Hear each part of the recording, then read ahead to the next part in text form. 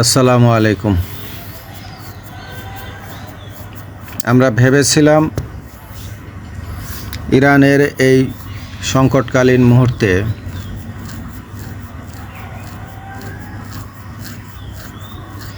তুরস্ক, পাকিস্তান, রাশিয়া, চীন, উত্তর কোরিয়া এরা হয়তো প্রত্যক্ষ সাপোর্ট বা সহায়তা দিবে। পাকিস্তান আর্থিকভাবে ভীষণ দৈন্যদশার মধ্যে আছে। তারপরে তাকে বিভিন্ন সময় নিজেদের অস্তিত্ব বা প্রভাব টিকিয়ে রাখার স্বার্থে বা ভারতকে মোকাবেলা করার জন্য অনেক শক্তি সামর্থ্যের প্রয়োজন হয়।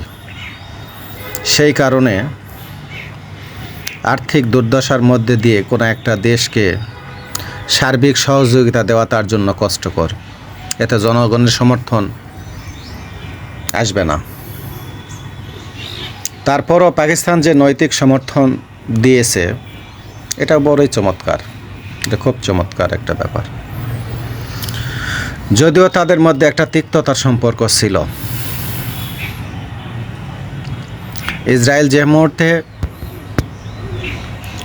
হামলা চালাচ্ছিল ফিলিস্তিন গণহত্যার জন্য, ফিলিস্তিনের যে মুহূর্তে গণহত্যা চালাইছিল সেই মুহূর্তেই বা সেই সময়ের মধ্যেই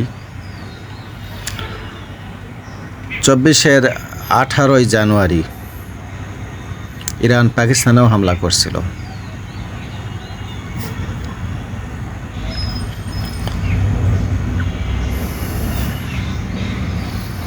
পাকিস্তানের বেলুচিস্তান প্রদেশে ইরান ড্রোন ও ক্ষেপণাস্ত্র হামলা করে।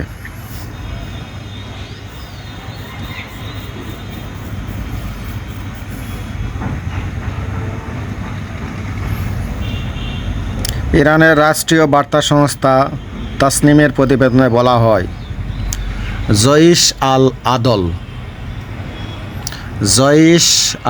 আদল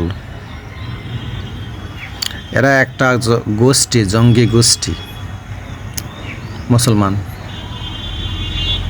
মুসলমান জঙ্গি গোষ্ঠী যারা ইসরায়েলের মদতপুষ্ট,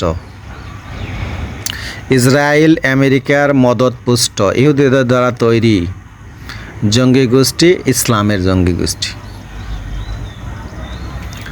এরা নাকি পাকিস্তানে বসে ইরানের বিরুদ্ধে ষড়যন্ত্র করতেছে। পাকিস্তানে বসে ইরানের বিরুদ্ধে ষড়যন্ত্র করতেছে জইশ আল আদল, একটা সুন্নি জঙ্গি গোষ্ঠী। এরা ইসরায়েল এবং আমেরিকার স্বার্থ রক্ষা করে। আচ্ছা, যাই হোক, হতে পারে আইএস জঙ্গি গোষ্ঠী, আরও অনেক জঙ্গি গোষ্ঠী আছে যেগুলি ইসরায়েলের তৈরি। এরা মুসলিম হত্যাকাণ্ড চালায় ইসরায়েলের পরামর্শে, ধর্মের দোহাই দিয়ে। তো যাই হোক, সমস্ত জঙ্গি গোষ্ঠী খারাপ, সেটা শিয়া সুন্নি যাই হোক। তো ইরানের ব্যাপারে পাকিস্তানের সঙ্গে পরামর্শ করতে পারতো, পাকিস্তানের সরকারকে বলতে পারতো, বা তাদের সঙ্গে কূটনৈতিক তৎপরতা চালাতে পারতো। তা না করে ইরান সরাসরি একটা স্বাধীন, সার্বভৌম, পারমাণবিক শক্তিধর দেশ এবং এই অঞ্চলে ভারতের বিরুদ্ধে দক্ষিণ এশিয়ায় প্রভাব সৃষ্টিকারী একটি দেশ। বলা যায় যে দক্ষিণ এশিয়ার 3টি বড় শক্তিধর দেশ, তার মধ্যে আকারে ছোট হলেও মিলিটারি পাওয়ারের দিক দিয়ে চীন, পাকিস্তান এবং ভারত, এই 3টি দেশ মিলিটারি পাওয়ারের দিক দিয়ে প্রায় সমপর্যায়ে আছে। সেই দেশের ভিতরে ইরান হামলা করলো।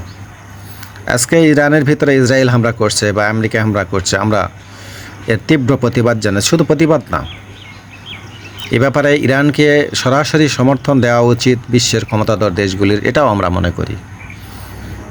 চীন, রাশিয়া, উত্তর কোরিয়া অস্ত্র দেখ, ইরান আমেরিকার ঘাঁটিগুলিকে ঘুরিয়ে দেখ, ইসরায়েলকে ধ্বংস করে দেখ,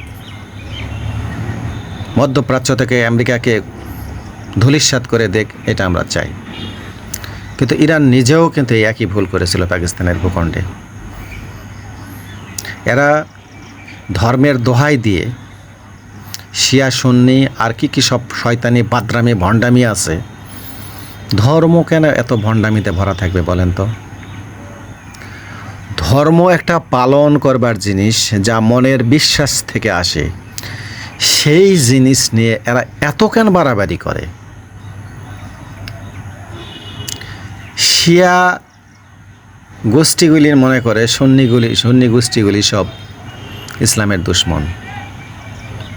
আচ্ছা, যাই হোক, পাকিস্তান তো একটা শক্তিধর দেশ, জ্ঞান বিজ্ঞানে উন্নত একটা দেশ।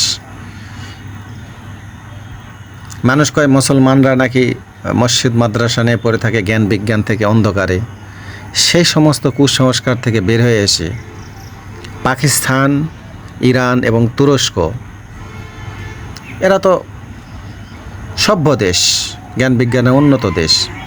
এই দেশগুলির ভিতরে হামলা করতে গিয়ে একবারও কি মনে হয় না যে এখানে একটা প্রতিষ্ঠিত সরকার আছে, তাদের সঙ্গে আলোচনা করা উচিত? ইরানের কি মনে হয়েছিল না এই কথাটা? আজকে ইরানের সাহায্যের প্রয়োজন নাই পাকিস্তানের? আজকে ইরান কি ফিল করছে না এটা, যে তার পাশে পাকিস্তানের মতো একটা শক্তিধর দেশের দরকার আছে, তুরস্কের মতো একটা শক্তিধর দেশের দরকার আছে? কেন 18 জানুয়ারি কেন হামলা করলো ইরান পাকিস্তানে? পাকিস্তান নেহায়েত ধৈর্য ধরেছিল বলে যুদ্ধটা বিস্তৃত হয়নি।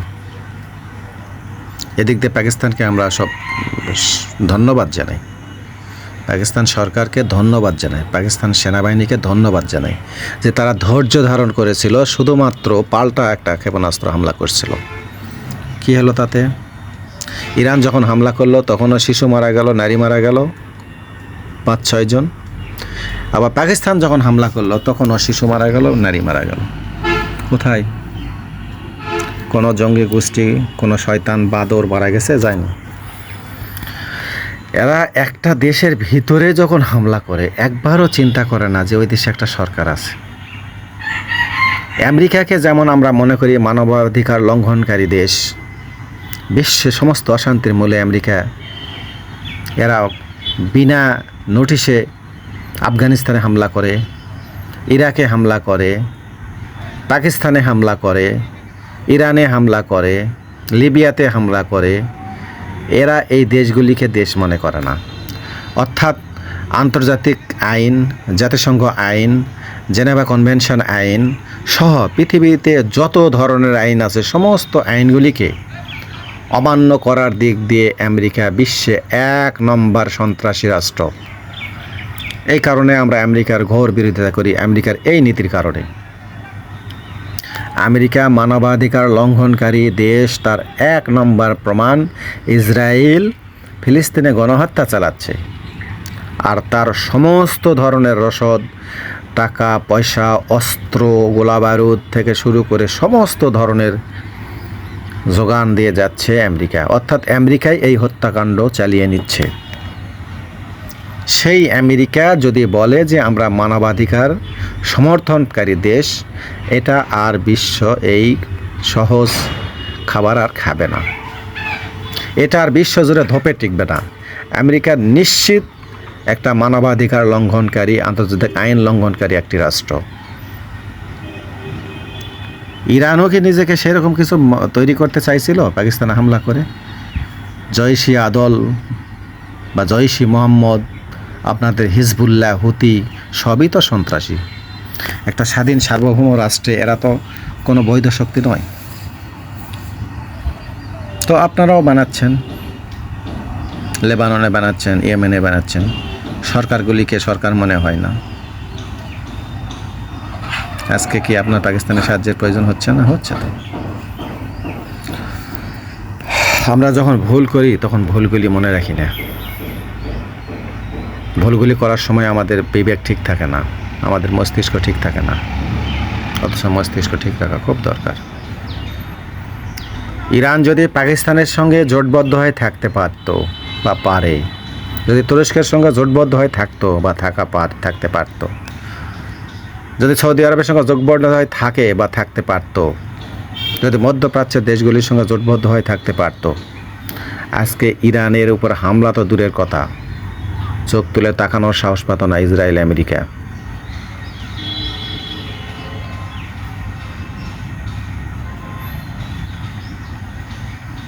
আজকে যখন সকালে ভাবলাম যে মাঝখানে তো পাকিস্তানের একটা ঝামেলা চলছিল, তখন আমি বিষয়টা নিয়ে একটু পড়াশোনা করে দেখলাম, হ্যাঁ ইরান তো অন্যায় করছে, এটা সমাধানে চীন এগিয়ে এসেছিল। কারণ চীনের উভয়ের দেশেই চীনের স্বার্থ ছিল, এখানে যদি অশান্তি হয় তাহলে চীনের আর্থিক ক্ষতি হবে। কিন্তু আপনারা কি এই জিনিসগুলো ভাবতে পারেন না যে এই সমস্ত ঝামেলা আমাদের জন্য ক্ষতিকর? আল্লাহ কবে বুদ্ধি দিবে এই মুসলমান জাতিগুলিকে? আসসালামু আলাইকুম।